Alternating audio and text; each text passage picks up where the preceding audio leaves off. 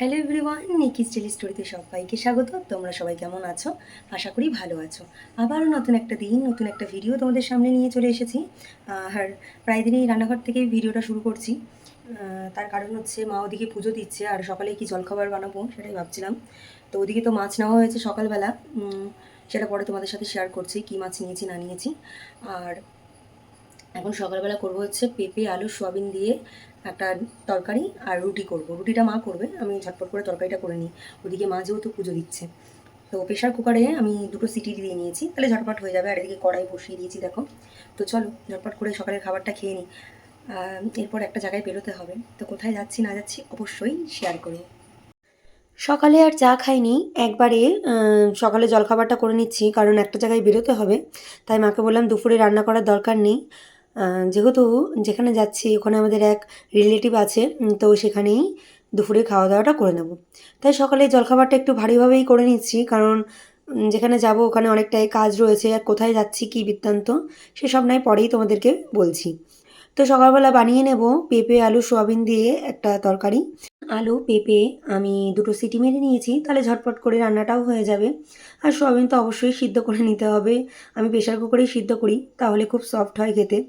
ওদিকে তেলের মধ্যে শুকনো লঙ্কা আর জিরে সম্বারা দিয়ে একটু পেঁয়াজ আদা রসুন পেস্ট ছিল সেটা দিয়ে নিয়ে ভালো করে কষিয়ে, এরপর আমি সমস্ত সোয়াবিন আলু আর পেঁপেটা দিয়ে ভালো করে মশলার সাথে কষিয়ে অল্প একটু গরম জল দিয়ে নেব। ওদিকে প্রেশার কুকারে আমি একটু গরম জল বসিয়ে নিয়েছি, তো গরম জলটা হতে থাক। আর এদিকে একটু আটা মাখবো বলে আমি আটাগুলো নিয়ে নিচ্ছি, আর অল্প একটু লবণ দেবো। হ্যাঁ, অনেকে আটার মধ্যে লবণ দেয় না, কিন্তু আমি মাকে একটু আটার মধ্যে লবণ দিয়ে আটাটা মাখতে দেখেছি। তো মা বলল মাখা তো শিখতেই হবে। তো আমার একটু শক্ত হয়ে যায় মাখাটা, মা বলে একটু নরম করে মাখ, তাহলে রুটিগুলো খেতে বেশ নরম হবে।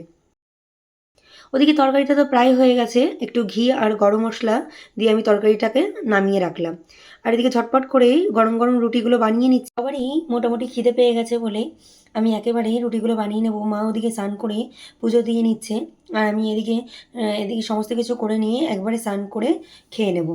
তো দেখো রুটিগুলো সমস্ত ছেঁকে নিচ্ছি, আর সত্যিই মায়ের কথা অনেকটাই সত্যি, রুটিগুলো সত্যিই খেতে খুব ভালো হয়েছিল। যতটা মায়ের কাছ থেকে শেখা যায়, অনেক কিছুই জানি না, মায়ের কাছ থেকে শিখে নেওয়াটাই ভালো, তাই না? তো বেশ ভালোই হয়েছে। রুটিগুলো অর্ধেক ফুলছিল না, এটাই ভাবছিলাম যে কেমন হবে, কিন্তু না, রুটিগুলো বেশ খেতে ভালো হয়েছে।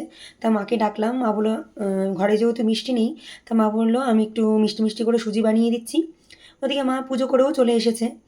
তা মা ফট করে দেখছে ক্যামেরা চলছে, মা বলছে হ্যাঁ ক্যামেরা চলছে। আমি বললাম হ্যাঁ। তো ওদিকে সমস্ত রুটিগুলো তো আমার প্রায় করা কমপ্লিট, এদিকে মার সুজিও কমপ্লিট। মায়ের খাওয়া হয়ে গেছে, আর আমি যেহেতু স্নানে গিয়েছিলাম আমার একটু লেট হয়ে গেল, মা খাবারটা বেড়ে ঢেকে রেখেছিল, তো এখন খেয়ে নিতে হবে ঝটপট করে। ওদিকে মা একটু বসে আছে, বললো তুই যখন এখনও খাসনি তো আস্তে ধীরে রেডি হলেই হবে। তো ওদিকে ঝটপট করে আমি স্নান করে চলে এলাম, আগে সকালের খাবারটা খেয়ে নিচ্ছি, এরপর আমি রেডি হয়ে নেব। তা মা সেটাই বলছিল যে অনেকটাই রোদ উঠে গেছে, যেতে যেতে অনেকটা বেলা হয়ে যাবে। তো আজকে ভীষণ পরিমাণে বাইরে গরম লাগছে, সকাল থেকেই রান্নাঘরেই রুটি করতে গিয়ে বুঝেছি ভীষণ গরম লাগছে।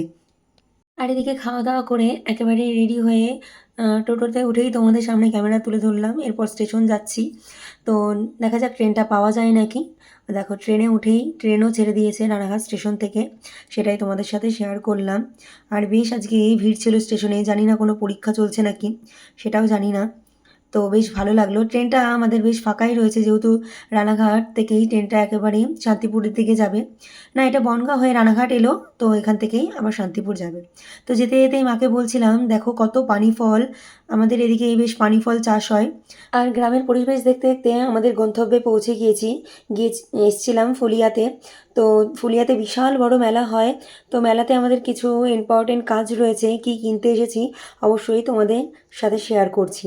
তো এই ছোটো ছোটো খেলনাগুলো দেখলে ছোটোবেলার কথা মনে পড়ে যায়, মায়ের কাছে কতই না বায়না করেছি, আর এখন কোনো একটা জিনিস কিনতে গেলে 10বার ভাবতে হয়।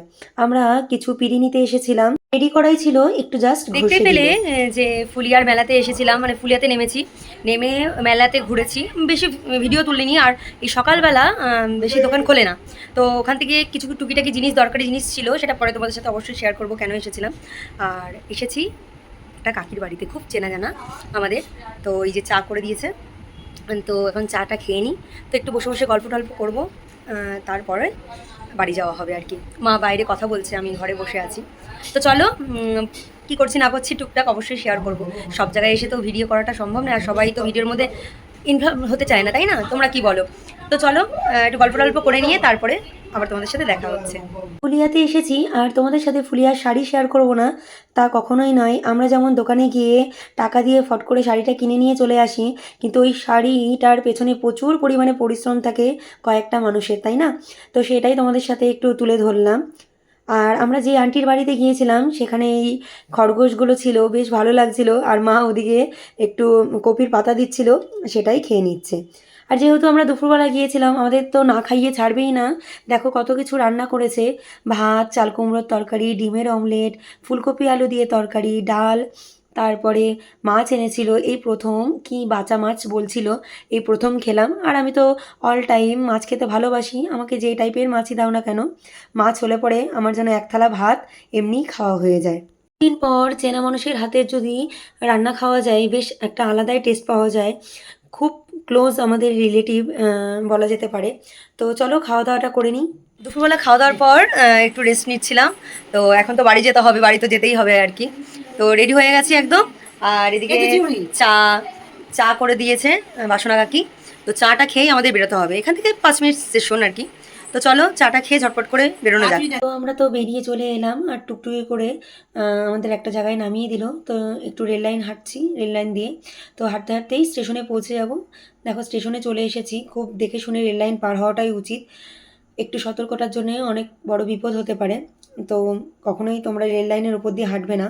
তো স্টেশনে বেশিক্ষণ অপেক্ষা করতে হয়নি, জাস্ট 5 মিনিট অপেক্ষা করার পরেই আমাদের ট্রেনটা ঢুকে গেছে।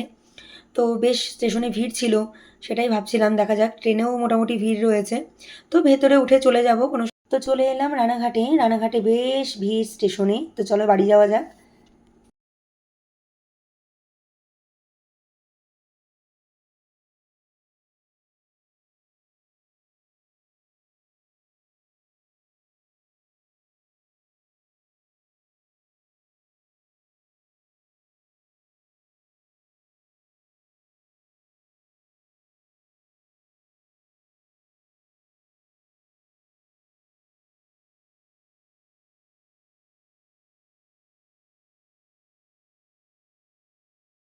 আমাদের রানাঘাটে কিছু ফেমাস দোকান আছে।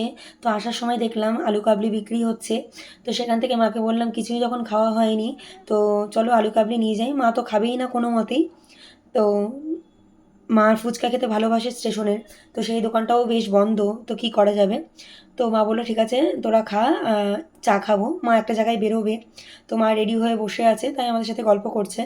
তো এদিকে উম, আমরা আলু কাবলিটা খাওয়ার পর মা বাড়ি চলে এসেছে। এসে একটু চা করে নিয়েছি, তো চাটাই খেয়ে নিচ্ছি। মা কারণ বেরিয়েছিল, মায়ের খিদে পেয়ে গেছে। তার সময় ট্রেনের মধ্যে একটা চিড়ে ভাজা কিনেছিল, সেটা দিয়েই চা খেয়ে নিল মা।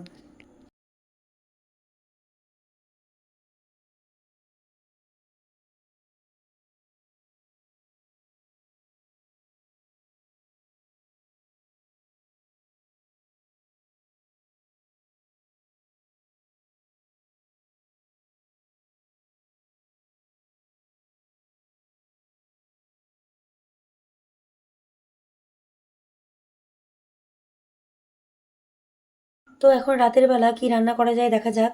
তো মাকে বললাম প্রেশার কুকারে একেবারে মুসুরির ডাল, পেঁয়াজ দিয়ে, শুকনো লঙ্কা দিয়ে, সম্বার দিয়ে বসিয়ে দিই, আর একটু ডিম অমলেট করি, খাওয়া হয়ে যাবে। আমি তো ডাল খেতে খুব একটা ভালোবাসি না। তো ভাই যেহেতু খাওয়া দাওয়া করবে, ডাল না হলে পরে চলবে না। তো আমি মাকে বললাম আমি একটা ডিম অমলেট আর একটু ঘি দিয়ে খেয়ে নেব। তো একেবারে প্রেশার কুকারে সিটি বসিয়ে দিলাম, সাথে ভাতে আলু সিদ্ধ দিয়েছি, সেটা দিয়েই খাওয়া দাওয়া করে নেব। আর আমাদের কার কার এমন রাতে সিদ্ধ ভাত খেতে ভালো লাগে, অবশ্যই আমাকে কমেন্ট করে জানাবে। আমার তো ভীষণ ভালো লাগে, রাতে একদম মাছ খেতে আমি ভালোবাসি না। তাহলে চলো তোমরা আমার ভিডিওটা দেখতে থাকো, আর আমি খাওয়া দাওয়া করে নিই। তাহলে আজকে ব্লগটা এখানেই শেষ করছি। ভালো লাগলে লাইক কমেন্ট শেয়ার করবে, চ্যানেলটির পাশে থাকার জন্য অবশ্যই চ্যানেলটিকে সাবস্ক্রাইব করবে।